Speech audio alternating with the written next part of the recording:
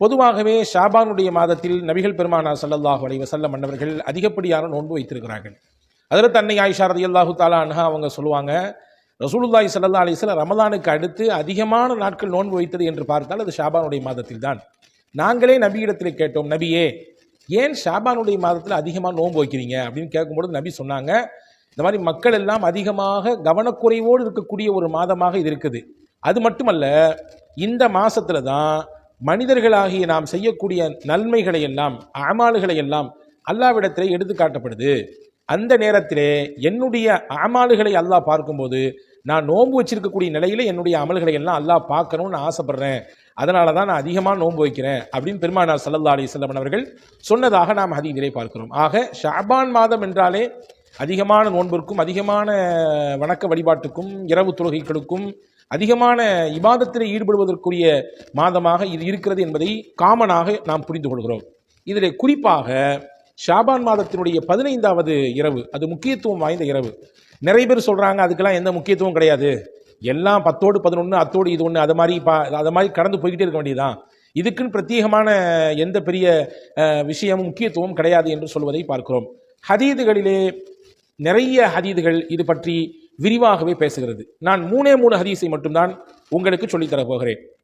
முதல் ஹதீஸ் என்ன என்றால், இப்னு மாஜாவிலே பதிவாக இருக்கிறது. சையதுனா அலி ரலியல்லாஹு அன்ஹு அவர்கள் இந்த ஹதீஸ் அறிவிப்பு செய்கிறாங்க.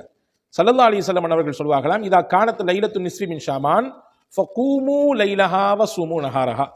இது ரொம்ப முக்கியமான ஹதீஸ். ரசூலுல்லாஹ் சொன்னார்கள், ஷாபானுடைய 15வது நாள் வந்துவிட்டால் அந்த இரவு நீங்கள் கியாம் செய்யுங்கள், நின்று வணங்குங்கள். அந்த இரவை வணக்க வழிபாடுகளை கொண்டு நீங்கள் ஹயாத்தாக்குங்க. மறுநாள் பகல் இருக்கும் அல்லவா, அந்த பகலிலே நோன்பு வையுங்கள். இதுதான் இந்த நாளில் இரவிலே நல்ல நிறைய இபாதத் செய்கிறதுக்கும் மறுநாள் பகலிலே நோன்பு வைப்பதற்கும் அடிப்படையான ஹதீதாக இருக்கிறது. பெருமானார் ஸல்லல்லாஹு அலைஹி வஸல்லம் சொல்லிட்டு இதில் தான் சொன்னாங்க, இந்த இரவினுடைய பின்னேரத்தில் தான் அல்லாஹு தாலா துன்யா இருக்கக்கூடிய இந்த உலகம் இருக்கக்கூடிய அந்த அதுக்கு மேலாக இருக்கக்கூடிய வானத்திலே கேட்கிறான், அலா முஸ்தக்ஃபிரின், யாராவது உங்களில் மன்னிப்பு தேடுறவங்க இருக்கிறீங்களா, நான் உங்களை மன்னிக்கிறேன். யாராவது உங்களை ரிசுக்க தேடுறவங்க இருக்கிறீங்களா, நான் உங்களுக்கு ரிசுக்கு கொடுக்குறேன். யாராவது பலா முசீபத்துகளை விட்டு ஆபத்துகளை விட்டு சோதனைகளை விட்டு பாதுகாப்பு தேடுறவங்க இருக்கிறீங்களா, கேளுங்க, நான் பாதுகாப்பு தர்றேன். இன்னும் இன்னும் இன்னும் இன்னும் என்னென்ன தேவை கேளுங்க கேளுங்க கேளுங்க என்று அல்லாஹ் கேட்டுக்கிட்டே இருக்கிறான். எதுவரை என்றால் ஹத்தா யத்லு அல் ஃபஜர், ஃபஜர் உதயமாகும் வரை என்று பெருமானார் ஸல்லல்லாஹு அலைஹி வஸல்லம் சொன்னார்கள். அப்ப இந்த இரவை மையப்படுத்தி தான் இந்த இரவை முக்கியத்துவப்படுத்தி தான் பெருமானார் ஸல்லல்லாஹு அலைஹி வஸல்லம் இதை பேசியிருக்கிறார்கள் என்பதை நம்மால் புரிய முடிகிறது. அப்ப இந்த இரவுக்கு தனிப்பட்ட முறையில் முக்கியத்துவம் உண்டு என்பதை ரசூலுல்லாஹ் இதன் மூலமாக காட்டுகிறார்கள். இதற்கு அடுத்து இருக்கக்கூடிய பகலுக்கு முக்கியத்துவம் உண்டு என்பதனால் தான் அந்த நாளை குறித்து நீங்கள் நோன்பு வையுங்கள் என்று சொல்லியிருக்கிறார்கள்.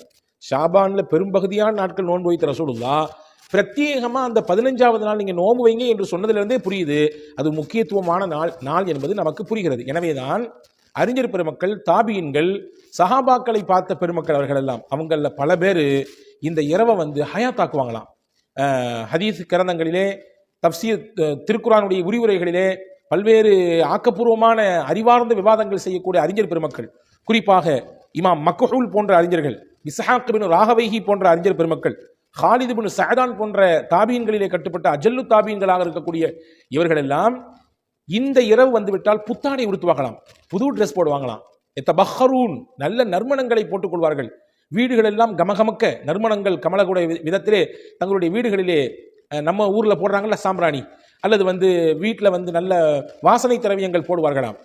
எல்லாரும் சேர்ந்து பள்ளியிலே போய் கூட்டாக அமல் செய்வார்களாம். அமல் செய்து அந்த இரவை முழுமையாக ஹயாத்தாக்குவாங்க. அந்த இரவை நல்ல அமல்களை கொண்டு அந்த இரவை கழிப்பார்கள் என்பதாக தாபீன்களுடைய வரலாறுகளை படிக்கிற பொழுது அவர்கள் செய்த இந்த செயலிலிருந்து நம்மால் புரிந்து கொள்ள முடிகிறது. அப்போ இந்த இரவு முக்கியமான இரவு என்பதை ரசூலுல்லாஹ் இந்த ஹதீஸிலே உணர்த்துகிறார்கள். எனவேதான் ஃபகூமு லைலஹா, இரவிலே நீங்கள் நின்று வணங்குங்கள் அந்த 15வது இரவு. ஒவ்வொரு நாள் இரவிலும் பெருமானார் ஸல்லல்லாஹு அலைஹி வஸல்லம் தஹஜ்ஜத்தை பின்னேர தொழுகையை தொழுதிருக்கிறார்கள். குறிப்பாக இந்த ஷாபானின் 15வது நாள் சொல்வதிலிருந்து நமக்கு இதனுடைய முக்கியத்துவம் புரிகிறது. இது ஒரு ஹதீஸ். 2வது ஹதீஸிலே ஹஜ்ரத் பெருமானார் ஸல்லல்லாஹு அலைஹி வஸல்லம் அறிவிக்கக்கூடிய ஹதீஸை ஆயிஷா அம்மா அறிவிக்கிறாங்க. பைஹக்கியில இந்த ஹதீஸ் வருகிறது. பெருமானார் ஸல்லல்லாஹு அலைஹி வஸல்லம் அவர்கள் இந்த ராத்திரியில நீண்ட நேரம் தொழுதார்கள். எந்த அளவுக்கு தொழுதாங்கன்னா, நான் நினைச்சேன் ரசூலுல்லாஹ் சஜிதாலேயே அல்லாஹ் அவங்கள கைப்பற்றிக்கிட்டானோ, அவங்களுடைய ரூஹ அல்லாஹ் கைப்பற்றிக்கிட்டானோன்னு நினைச்சேன். அந்த அளவுக்கு ரொம்ப நேரம் தொழுதார்கள், ரொம்ப நேரம் சஜிதாவில் துவா செய்தார்கள்.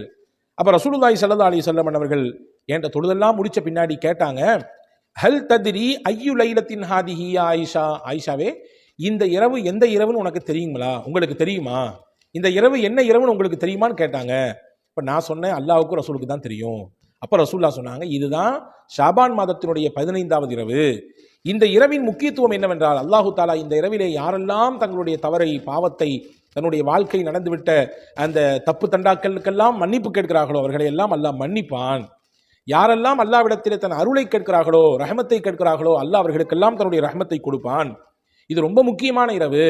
இந்த இரவுல அல்லாஹ்விடத்தில் அதிகமாக துவா செய்யணும், அல்லாஹ்ட்ட அதிகமாக பாவ மன்னிப்பு கேட்கணும், அல்லாஹ்ட்ட அதிகமாக அல்லாஹுடைய அருளை கேட்கணும் அப்படின்னு சொல்லிட்டு எல்லாத்துக்கும் அல்லாஹ் மன்னிப்பான். ஆனால் ஒருத்தருக்கு மட்டும் அல்லாஹ் மன்னிப்பு கொடுக்கறத கொஞ்சம் பின்தள்ளி போட்டுட்டான்.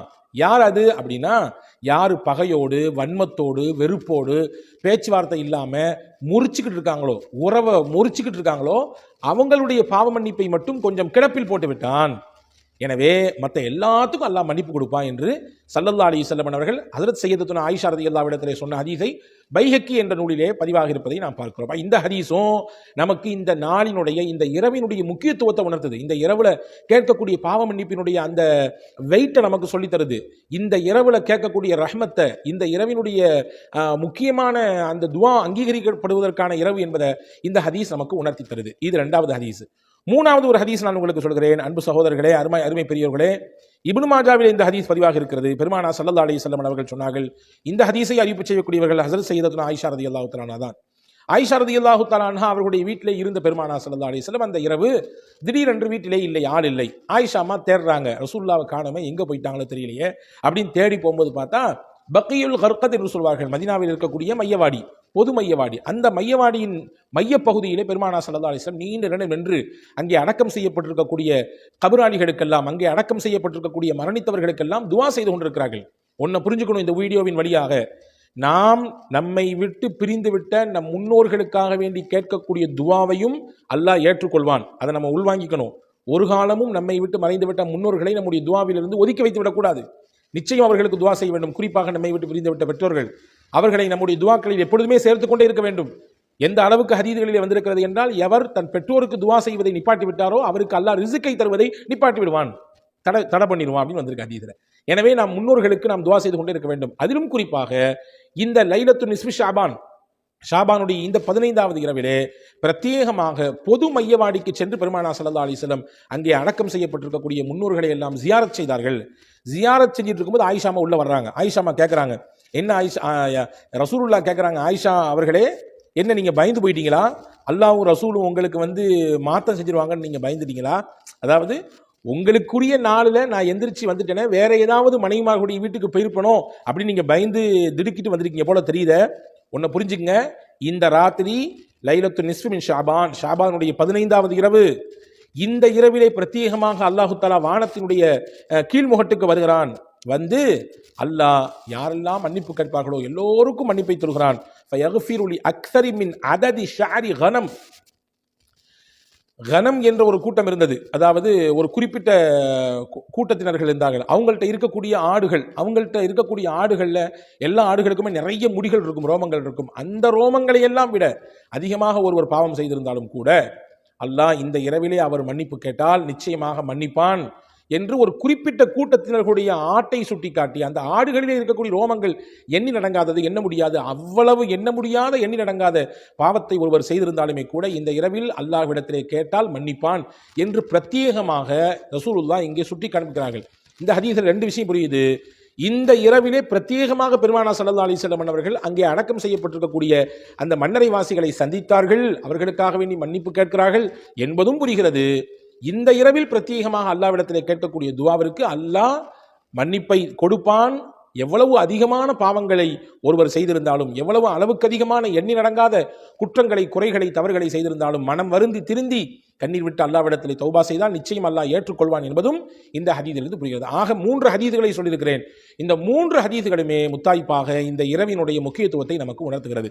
இதையெல்லாம் உணர்ந்ததினால்தான் தாபியின்களிலே 2 பிரிவினர்கள் இருந்தார்களாம்.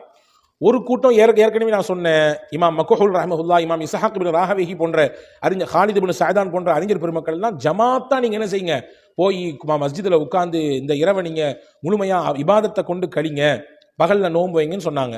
இன்னும் சில அறிஞர்கள் இருந்தாங்களாம், ஜமாத்தா இல்லாட்டியும் கூட வீடுகளில் தனிப்பட்ட முறையிலாவது நீங்கள் உட்கார்ந்து நல்லமல் செய்யுங்கள், இந்த இரவை வீணாக்கி விடாதீர்கள், இந்த இரவில் அதிகமான அல்லாட்ட பாவ மன்னிப்பு கேளுங்க, தௌபா செய்யுங்க என்றெல்லாம் சொல்லிக் கொடுத்தாங்க. ஆக மொத்தத்தில் தாபீன்களில் யாரும் இந்த இரவை மறுக்கவில்லை, கிடையாது என்று சொல்லவில்லை, இதற்கு முக்கியத்துவம்லாம் கிடையாது அப்படி இப்படி என்றெல்லாம் தாபீன்கள் சஹாபாக்களை பார்த்தவர்கள் உயர்ந்த முன்மாதிரியான ஒரு நிலையில இருந்தவங்க தான் தாபீன்கள் என்று சொல்லப்படக்கூடிய நல்லோர்கள், சலஃபுகள்.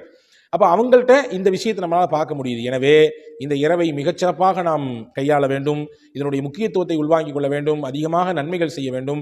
எனவே தான் நம்முடைய முன்னோர்கள் பெரியோர்கள் மக்ரிப் தொழுதற்கு பிறகு கல்புல் குரான் என்று சொல்லப்படுகிற குரானுக்கு இருதயமாக இருக்கக்கூடிய சூரா யாசீனை ஓதி முக்கியமாக அல்லாஹ்விடத்திலே 3 முக்கிய கோரிக்கைகளை மையப்படுத்தி துஆ செய்து கொண்டிருக்கக்கூடிய வழக்கத்தை நம் முன்னோர்கள் ஏற்படுத்தியிருக்கிறார்கள். அது ஒன்றும் தவறானதும் கிடையாது. நல்ல துஆக்களை அல்லாஹ்விடத்திலே குரானினுடைய இருதயமாக இருக்கக்கூடிய சூரா யாசீனை ஓதி அதிலிருந்து இணைத்து அல்லாஹ்விடத்திலே அந்த முக்கியமான விஷயத்தை ரிஸ்கினுடைய விஸ்தீரத்துக்காக வேண்டியும் பலா முசீபத்துகள் எல்லாம் நீங்குவதற்காக வேண்டியும் நீங்களுடைய ஆயுளுக்காக வேண்டியும் வல்ல அல்லாஹ்விடத்திலே நாம் துஆ செய்து கொண்டிருக்கிறோம். இது ஒரு மிகச்சிறந்த வழிமுறையாகவும் ஒரு வழிகாட்டுதலாகவும் இருக்கிறது. இப்படி இந்த இரவை மக்ரிபிலிருந்தே துவங்கி மறுநாள் காலை வரை ஃபஜர் வரை நல்லமல்கள் செய்து நாம் இதை மிகச்சிறப்பாக அந்த இரவை கழிப்போம்.